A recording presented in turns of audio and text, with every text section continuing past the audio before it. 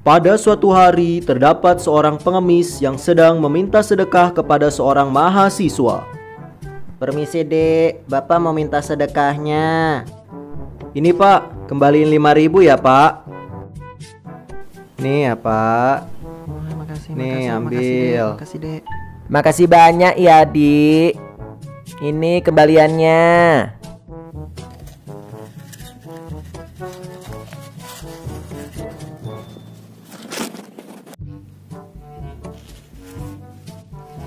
Loh, kok banyak banget? Loh, kok kembaliannya 7.000 pak? Tidak apa-apa dek, saya kan juga mau sedekah ke adik. Halo teman-teman, perkenalkan aku Pak Guru. Bagaimana cerita di awal tadi? Seru kan? Tapi teman-teman tahu tidak, cerita tadi itu termasuk ke dalam jenis teks apa? Cerita tadi itu termasuk ke dalam teks anekdot. Penasaran kan seperti apa teks anekdot itu? Yuk kita belajar teks anekdot. Pertama, kita mulai dengan pengertian anekdot. Anekdot ialah cerita lucu yang mengandung kritik dan beredar di masyarakat. Untuk lebih jelasnya, mari sama-sama kita cari pengertian anekdot di KBBI. Ya, itu sudah ada. Mari kita klik. Dan muncul. Anekdot menurut KBBI ialah cerita singkat yang menarik karena lucu dan mengesankan, biasanya mengenai orang penting atau terkenal dan berdasarkan kejadian yang sebenarnya. Adapun fungsi teks anekdot sebenarnya hampir sama dengan cerita pendek lainnya. Namun, dalam teks anekdot fungsinya dibagi menjadi dua, primer dan sekunder. Fungsi primer sebagai sarana atau wahana ekspresi yang berhubungan dengan ketidakpuasan. Fungsi sekunder sebagai bahan hiburan.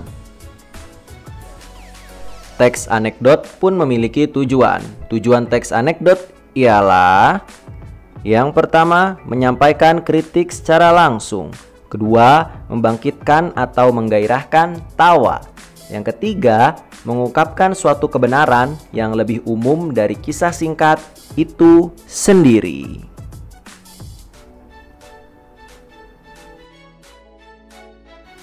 Agar kalian lebih mudah mengenali teks anekdot, maka kalian harus tahu ciri-cirinya. Dan inilah ciri-ciri teks anekdot.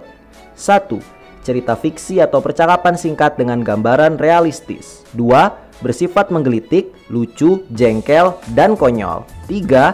Isinya menyindir secara tidak langsung. Yang keempat, mengandung tokoh, latar, rangkaian peristiwa, pelajaran, dan nasihat.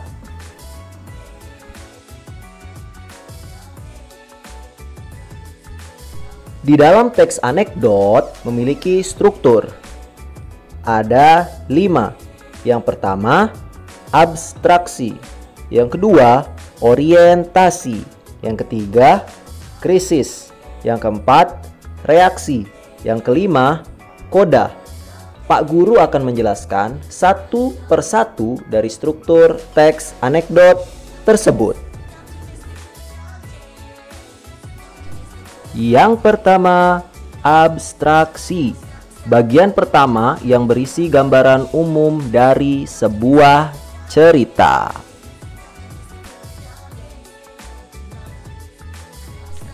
Yang kedua, orientasi. Berisi tentang awal mula dan latar belakang terjadinya suatu peristiwa yang ada dalam cerita. Ketiga, krisis. Bagian yang mulai menceritakan tentang munculnya permasalahan.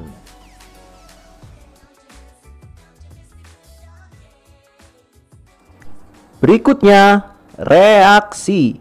Berisi tentang penyelesaian masalah yang timbul di bagian krisis.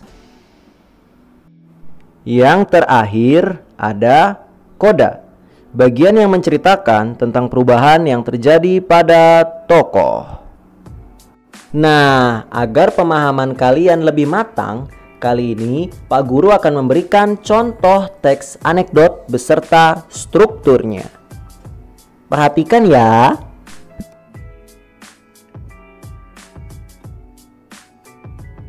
Sampah banjir, abstraksi. Masih di sekolah yang sama, di kelas berbeda. Bu Guru juga menanyai murid-muridnya. Orientasi.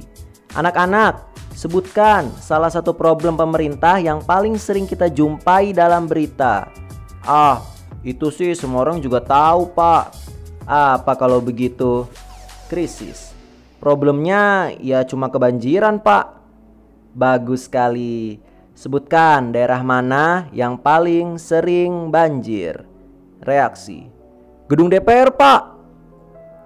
Loh, kok bisa? Koda. Banjir masalah gara-gara kebanyakan sampah yang duduk di sana. Sudah lebih paham kan? Kalau begitu, Pak Guru pamit.